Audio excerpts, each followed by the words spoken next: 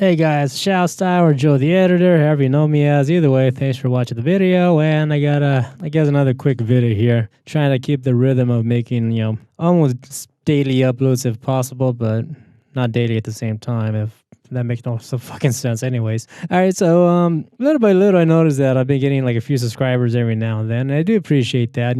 Most likely, obviously, I'm pretty sure the people that are subscribing, they know me through either many editing through Paul, right? So since I'm his editor, then I assume people are just expect more editing like content from me, and that's fair. However, the thing with me is that I think I also mentioned before is that I do intend to make videos, but I do intend to make these videos as short as possible in regards to both time for the viewer and for production reasons myself. If I can define a system that I can produce a video in under 2 hours, then that's pretty much my main goal. My main goal is in total 1 hour, right? From like the moment I talk on camera or on the mic, then I edit and then I render and upload. If I can do all that shit under an hour, that's pretty fucking badass, in my eyes. In one video that I did recently, I showed you how I edit using macros and whatnot. And the thing is that like that video took me almost like 6 hours to get together, from filming to rendering and editing and all that shit. And like I was like, fuck. I make these videos because I do want to share what I know and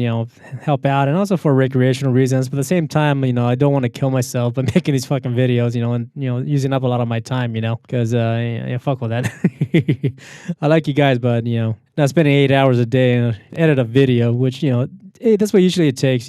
Pause videos usually takes like an average 6 to 8 hours, depending. Sometimes if it's very complex video, it could take up to 10 hours, right? But for the most part, like the editing part, I can get it down really quickly. It's just like finding images, adding like maybe animations, searching information or with the right image to add, depending on what Paul is talking about. So they do take time, right? So anyways, on to the topic of this video, and the topic of this video is shit that I learned from editing YouTube videos. When I started editing videos, I had like that cinematic outlook on things. I wanted to like be a important filmmaker and make all kinds of cool shit and whatnot, and make everything look as realistic as possible, and just spend the time on doing this and that. Ironically, when I started editing videos for YouTubers, the skill set and the sense of editing is there, but like the whole approach of it is way different. YouTube, a lot of the shit is forgiven, and as long as everything is entertainment value. Now, I remember it was Kyle from Bitwood.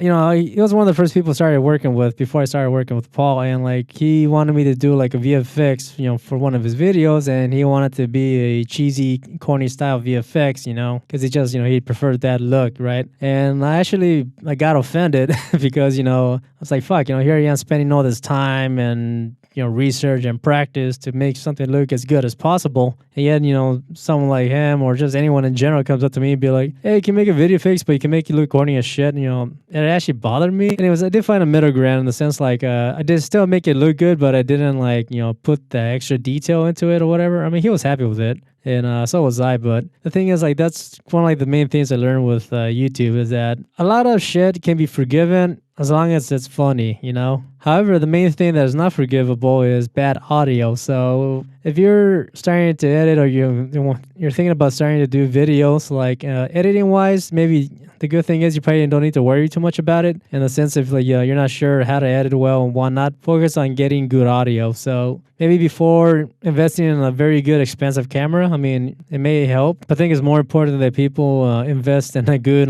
audio setup, a good microphone, right?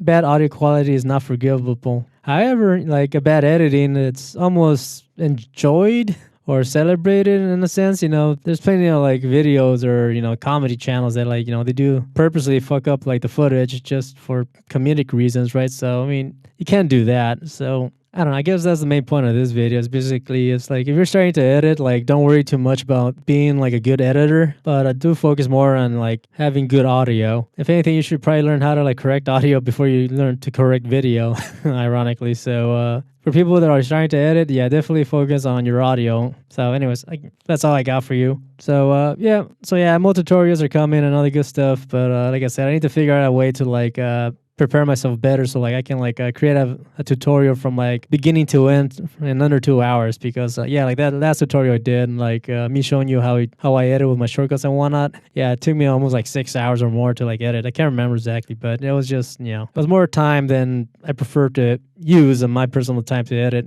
promoting my videos, which is just more of a pastime type of thing. But anyways, okay, that's enough. Thanks for watching. Take care and peace.